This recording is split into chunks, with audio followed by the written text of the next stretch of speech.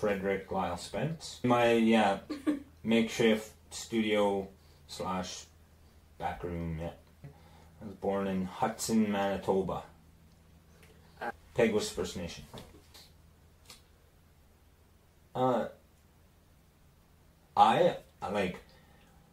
What I remember, my dad was actually quite creative, so he would make things, and like even now, if I ever do a project with him, they call it like bush carpenter.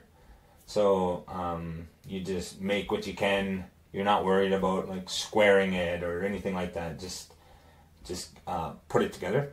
Yeah, well, Peguis First Nation, the other community where my mom is from, it's called Harwell. It's a little farming community right along the border of Peguis.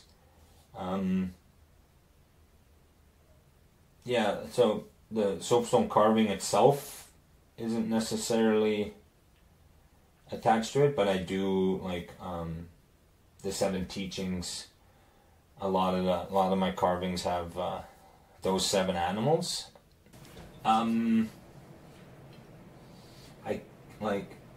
I was 26. I had to have been 26. Yes, I was 26. I just found out where to get some here in Winnipeg, and I grabbed 2 pieces, started one.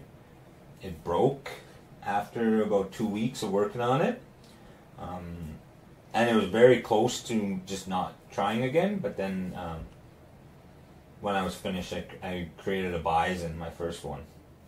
And yeah, ever since then, it took a long time. There was like big periods between pieces because I was still working as an electrician, and I was also eventually went back to school for electrical engineering, but yeah, that's when it started, and then it was a very slow progression. Yeah, no. I'm self-taught.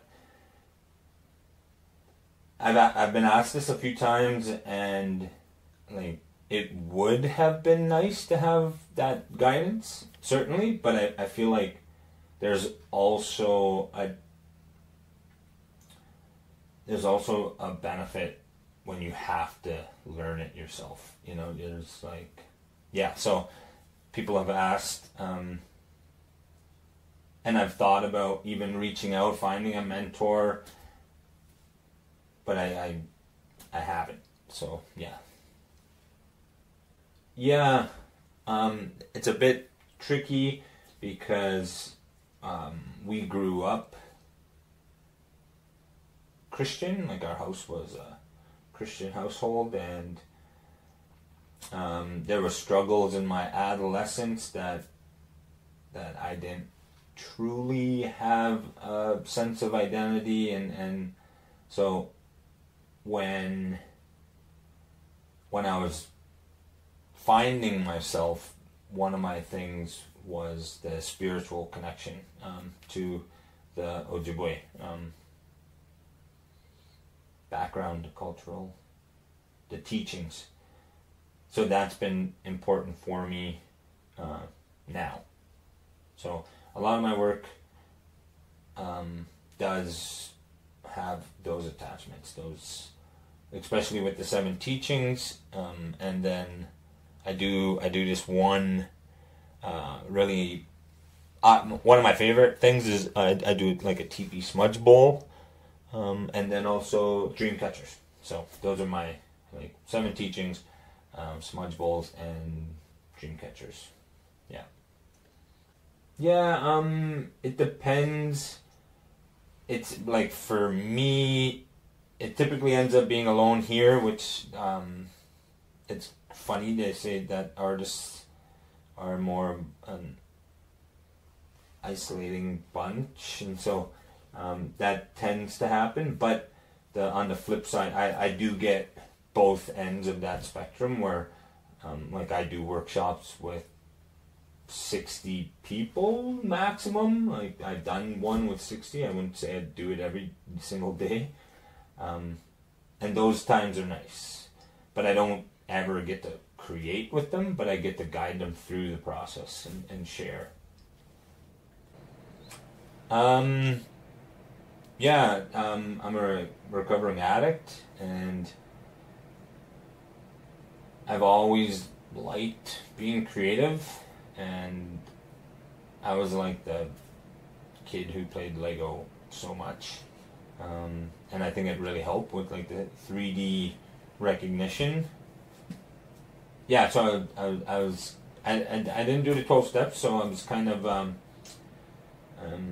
just something to pass my time, and I never intended on it becoming anything more. It was like, I'm gonna do this for myself, and it was more like, oh, I've always wanted to try this, let me try it. And when I finished my first piece, I was filled with like joy and pride. Yeah, so Artist Emporium, great place, has a lot of soapstone options, and I think I also got, they're called riflers. That's kind of like the stone carving tools.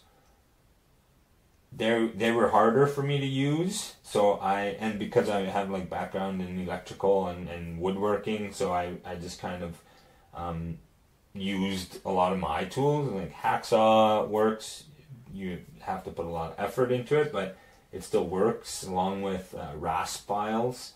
So those are my files that I use now. Yeah, and like when I first started, I think I was fine. I found a pack at Canadian Tire. I know Lee Valley also has a set of them, but at the time, because I was just starting out, I think they were like $80, while the ones on Amazon were 10. So I was just, I'll do these ones, and they seem to work fine. But I still would like to get a set of Lee Valley ones and see the comparison.